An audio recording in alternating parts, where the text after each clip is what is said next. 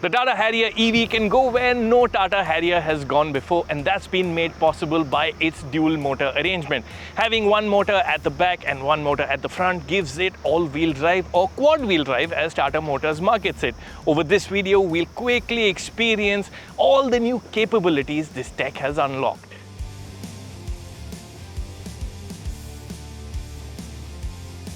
A disclaimer first. We had very limited time with the Harrier EV, and the only driving for the day for us was a round on a curated off-road course on the periphery of the Bodh International Circuit. So you'll have to wait a bit longer for an in-depth review that will be possible only when we get the Tata for a full test. The hero car today is the range-topping Harrier EV QWD dual motor. To quickly run through the specifications, the QWD features front and rear axle motors. The rear permanent magnet synchronous motor is the main motor and has an output of 238 horsepower. It's supplemented by a 158 horsepower induction motor up front. Worth highlighting is that combined max power isn't the sum of the two motor outputs, but a still strong 313 horsepower. Max torque is a solid 504 Newton meters. The motors draw power from a 75 kWh battery pack. Here's a very quick look at battery stats because real-world range, charging performance, etc. are things we'll talk of on another day. For now, it's time to see what the dual motors enable on Tata's first 4x4 in a long time. Starting with the rocky path. The Harrier EV's off-road assist was put to the test on this carpet of rocks.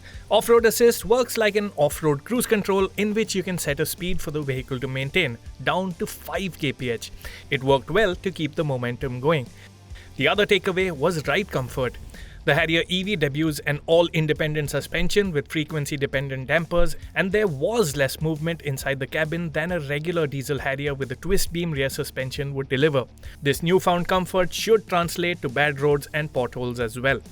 Off-road assist was put to use on the entry to the bridge too that required climbing up a small ramp.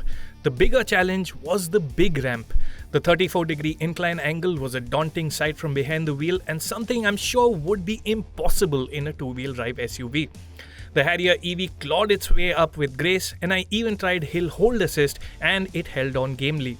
The final ascent after the brake looked overwhelming, but the Harrier pulled itself up. The descent was smooth, but notably braking and speed control were manual. We didn't use hill descent control on the 35-degree ramp. Next up, a small sand pit. The Harrier EV gets off-road modes that alter power flow, ESC intervention and more depending on the selection. Options include snow or grass, mud ruts, rock crawl and sand, and it's the last that I engaged for this obstacle. The shallow sand pit didn't really challenge the Harrier EV, or maybe the electronics did their job really well. Onto the side incline that was approached in mud mode. The Harrier EV wasn't fazed by the awkward angle, though I must admit I was. The Tata held on gamely throughout.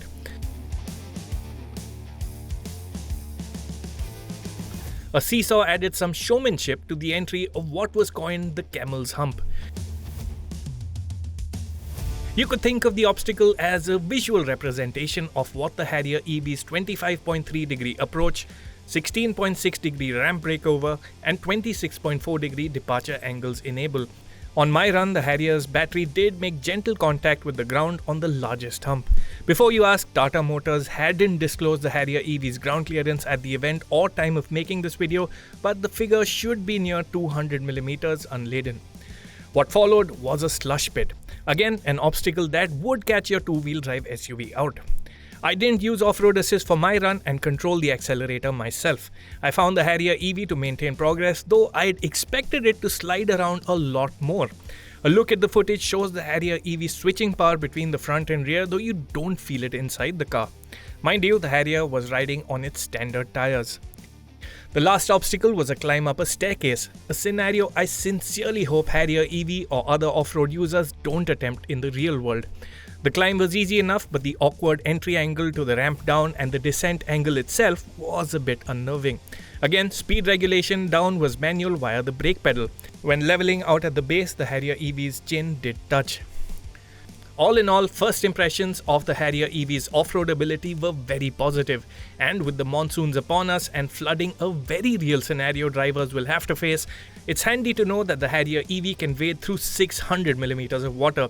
I can't wait to see what the Harrier EV can manage at our off-road day. The rest of the event was spent as passenger and spectator.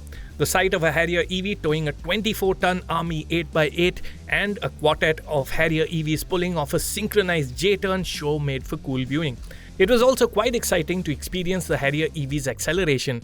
Tata claims a 6.3 second 0 to 100 kph time, which makes the Harrier EV the quickest made-in-India car. Our pilot also took the Harrier EV to 160 kph on BIC's back straight, and it could have gone faster still.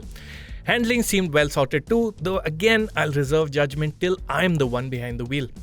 We also witnessed some of the Harrier EV's ADAS functions like emergency braking and intelligent speed assist. Intelligent speed assist reads speed signs and prompts the driver to drop speed accordingly, a clever preventive from getting hefty speeding fines. Auto parking that detects a parking spot and takes over accelerator, brake and steering duties did well on its test run. What's nice is the option to manually select a parking slot, helpful when a parking is not well marked. The parking features can be used from outside the car too, which is again handy for times when access to your slot is tricky, say with a large puddle outside the door. A related function is reverse assist. It'll memorize the last 50 meters of your path and can automatically reverse out without any intervention needed. Tata Motors replicated a market environment to simulate this, and it did work well, but again, a real-world test with all the chaos around would be needed to judge it. A feature that's got a lot of people talking is the Harrier EV's digital mirror. At the touch of a switch, the inside mirror can relay a feed from a roof-mounted camera. The feed is good and lag-free. Performance at night and in the rain remains to be seen though. On the subject of cameras, the transparent bonnet that stitches an image from under the bonnet is handy, but we did notice lag from the blind view cameras whose feed comes on the touchscreen. Here's a quick overview of all the tech that the Harrier EV packs in.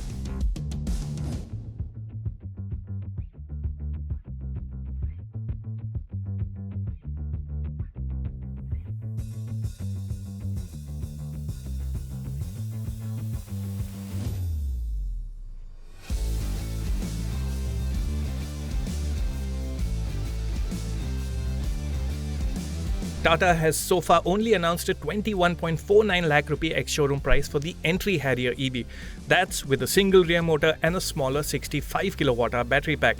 Pricing for the rest of the range will be released over the coming few weeks. We expect this fully loaded Harrier EV dual motor quad to be priced upwards of 30 lakh rupees ex-showroom.